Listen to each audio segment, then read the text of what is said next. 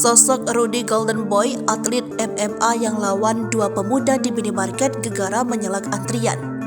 Atlet MMA Rudy Agustian alias Rudy Golden Boy viral lantaran ribut melawan dua pemuda di sebuah minimarket. Sebelumnya, Rudy juga sempat viral lantaran cekcok dengan pengemudi mobil di jalanan. Dalam video terbaru, Rudy terlihat ribut dengan dua pemuda di depan kasir minimarket. Dua pemuda itu diduga menyelak antrian hingga membuat Rudy pun kesal. Kasir minimarket ikut ketakutan melihat pertengkaran tersebut. Namun, kasus percekcokan ini akhirnya berakhir damai. Meski telah berdamai, Rudy dan Chandra dikenakan sanksi berupa penilangan oleh polisi.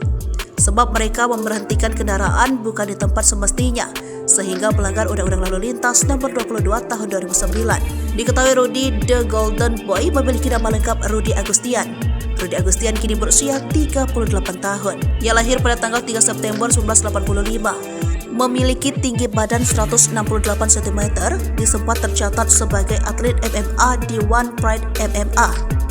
Rudy Agustian kini diketahui mencalonkan diri sebagai calon legislatif dari Partai Solidaritas Indonesia atau PSI.